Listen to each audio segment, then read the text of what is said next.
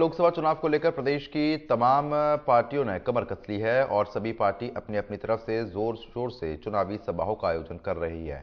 लोगों को जोड़ने का प्रयास हो रहा है, मूल्य को समझाने का काम कर रही हैं। इसी बीच सीएम भजन लाल शर्मा करौली दौरे पर रहे, जब उन्होंने एक चुनावी सभा में शिरकत की। सभा को संबोधित करते हुए उन्होंने बीजेपी की जीत का दावा किया और पीएम मोदी की तारीफ की। वहीं दूसरी ओर उन्होंने कांग्रेस पर निशाना भी साधा है और कहा कि कांग्रेस न केवल तुष्टीकरण की राजनीति कर रही है, बल्कि आने वाले समय में कांग्रेस का सफाया हो जाएगा।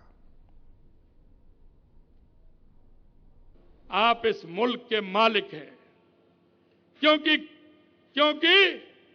किसान के घर से इस देश की समृद्धि निकलती है, किसान के खेत से इस देश की समृद्धि निकलती है और किसान के खलिहान से इस देश की समृद्धि निकलती है।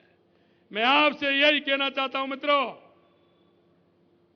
कि आप 5 साल के अंदर आपको अपनी सरकार चुनने का मौका मिलता है और ऐसी सरकार चुनने का मौका मिलता है जो हमारे हितों का ध्यान रखे। ऐसी सरकार नहीं जिस सरकार के अंदर हमारे किसानों के बच्चे जिनके आंखों में आंसू लाए थे, जिन युवाओं के सपनों को बर्बाद किया था, 19 पेपर में से 17 पेपर इन्होंने आउट किए थे, 17 पेपर आउट किए थे। हमने कहा था कि हमारी सरकार आते ही हम एसआईटी का गठन करेंगे और जिन्होंने युवाओं के साथ कुठाराघात किया है, जिनके सपनों को चूर चूर किया है, उनको हम नींद सांस नहीं रहने देंगे, उनको ठीक प्रकार से नींद नहीं लेने देंगे, एक एक को नहीं छोड़ेंगे। आपने देखा होगा वही एसआईटी है, वही एसओजी है, इनके समय में क्यों नहीं हुआ?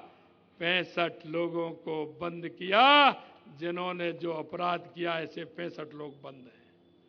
मैं आपसे कहना चाहता हूं, ये हमारा शांत प्रदेश है, शक्ति और भक्ति का प्रदेश है। जहां जाएंगे, हर गांव में छोटे से में जाएंगे, किसी कस्बे में जाएंगे, भगवान का मंदिर मिलेगा, पूजा करने वाले, शक्ति और भक्ति के भाव को रखने वाले हैं। यह शांत प्रदेश है। लेकिन कोई भी गैंगवार आता था, कहीं ना कहीं धमका करके, व्यापारी को धमका करके चला जाता था, फायरिंग करके चला जाता था। हमने कहा यह कानून से प्रदेश चलेगा, गुंडागिर्दी से नहीं चलेगा, गैंगवार से नहीं चलेगा। हमने एंटी गैंग फोर्स बना करके हमने कह दिया कि राजस्थान में ऐसे लोगों को स्थान नहीं है, जगह नहीं है। राजस्थान में आने की भूल मत करना, क्योंकि राजस्थान में संविधान का शासन चलेगा, संविधान का शासन चलेगा।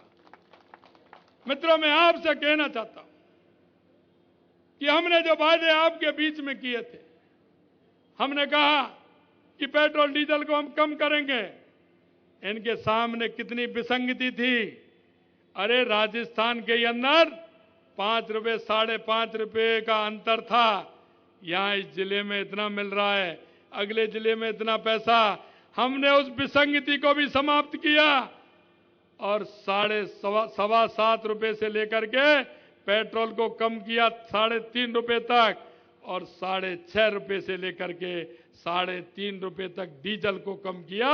ये राजस्थान की जनता को फायदा देने का काम हमारी सरकार ने किया।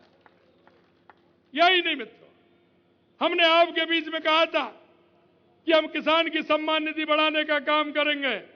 हमने 6,000 रुपए केंद्र की सरकार, हमारे नरेंद्र मोदी जी किसान सम्मान निधि के देते थे, हमने उसको 2,000 पहले बजट में ही 2,000 रुपए बढ़ा करके किसानों को 8,000 रुपए पहली किस्त दे करके 8,000 रुपए देने का हमारी सरकार ने यह काम किया है।